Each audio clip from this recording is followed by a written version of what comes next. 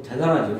그리고 잘 아시다시피 지금 뭐 진도 같은 경우는 완도 장자그룹이 있지만 장자도에 장자그룹이 장자도에 섬을 하나 만들었습니다. 인공섬인데 그 섬에서 나는 게 해산이 1조가 납니다. 뭐 우리가 상상을 못해요. 금액들이요. 근데 중국 안에서 유통되는 해산만 10조 이상이 됩니다. 근데 이제 그 기술이 저희 나라보다도 중국에 그 기술이 다 있다고 보시면 되고, 해상 같은 경우에는 우리가 중국에서 수입을 해오지만 등급이 A, B, C 등급 중에 C 등급이 우리나라로 오는 겁니다. 그러니까 A 등급, B 등급 안 옵니다. 근데 중국에서 우리나라에 왜 해삼이 이렇게 인기가 있냐면은 우리나라의 자연 환경이 홍해삼을 키울 수 있는 데는 우리나라밖에 없습니다. 그 홍해삼은 키로당 말린 게 1,000만 원입니다. 1,000만 원, 키로당. 근데 홍해삼 이렇게 뾰족뾰족 나오고 있지 않습니까? 그거를 키울 수 있는 데가 완도, 진도, 신도 이쪽하고 이쪽 강화하고 태안 쪽하고 냉수대가 흐르는 지역에서 이게 가능한 겁니다. 뭐 전북도 마찬가지고 또 우리 굴도 마찬가지입니다. 여름에 시원하고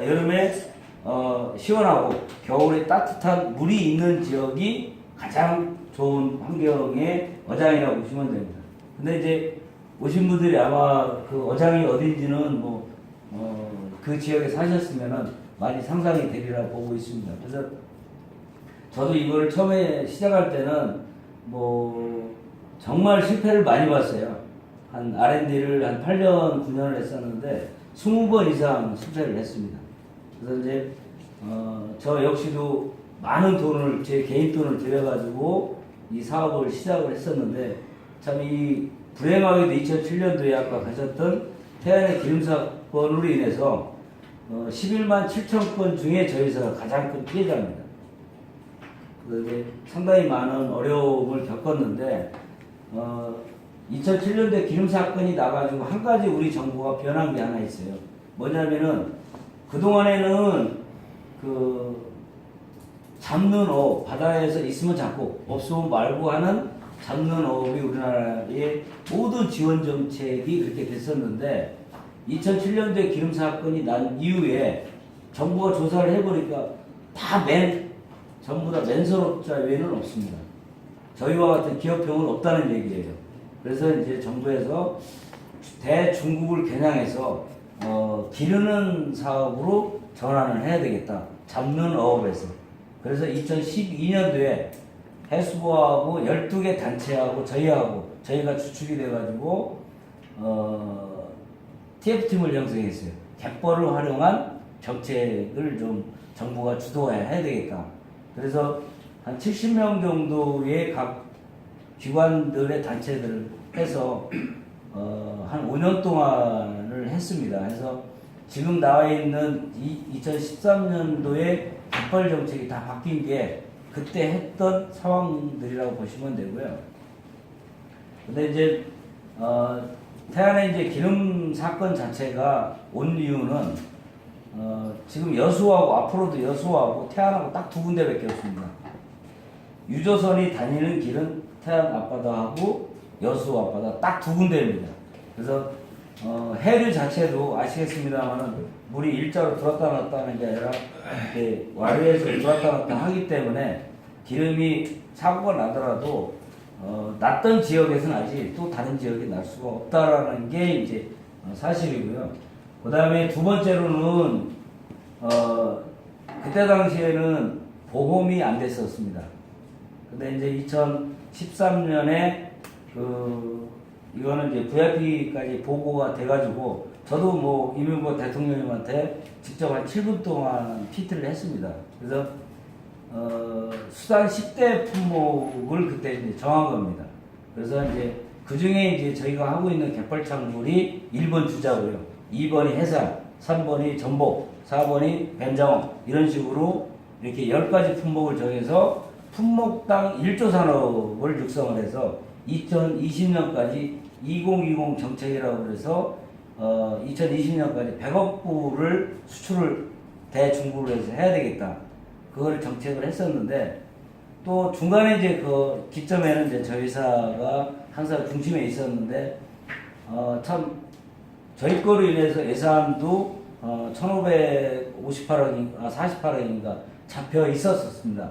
국회 예산도 통과하고 했었는데 요즘에 물온도가 1도 정도 올라가다 보니까 남해에 있는 김 양식장들이 가공업체들 서해로 이동합니다.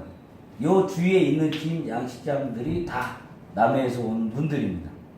그러다 보니까 아시다시피 김을 가공하려고 하다 보면은 황산이라든가 그 안에 정말 안 좋은 물질들을 많이 씁니다.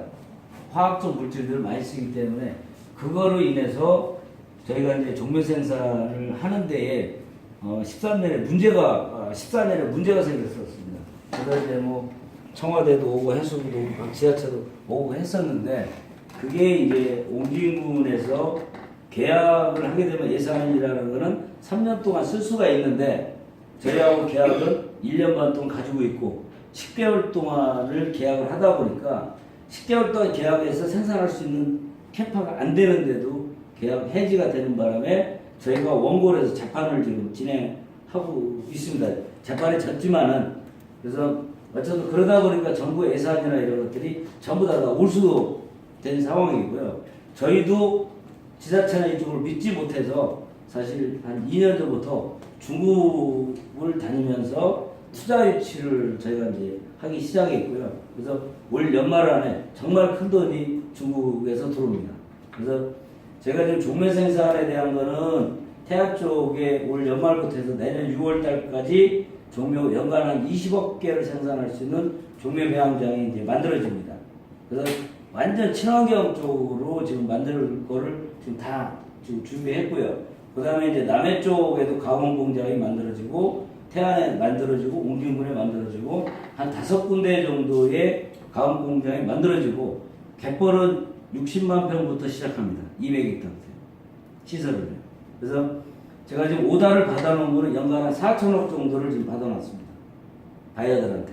그래서 아까도 잠깐 말씀을 드렸습니다만은 저희는 이제 계약해서 재배를 한다면은 만약에 이제 생산자 저희 회사에서 직접 하는 것들은 뭐 생산을 하는 거고요. 계약자분들이 하시는 거는 제가 단가를 낮추지 않고 저희가 계속 올릴 겁니다. 왜냐하면 그 수출 단가에 유통 가공비 포장해서 수출까지 해서 바이오 관리하는데 22%를 받습니다. 많이 받는 거 아닙니까? 처음에 해수부가 38%를 했다가 그 어민들의 소득을 증대시켜야 된다 해서 22%까지 다운을 해서 우리 회사가 22%를 하게 되면 한 8% 정도 마진을 봅니다. 수산에서 8%는 뭐 사실 상당히 적은 거고요. 그 다음에 조금 있다가 이제 그 생산하시는 분들의 마진이나 이런 거를 말씀을 이따 드리겠습니다. 근데 지금 아까 다시 원점으로 돌아가서 갯벌에서 나는 수산물 자체를 우리가 이제 놓고 봤을 때 불란서는 아까 말씀드린 대로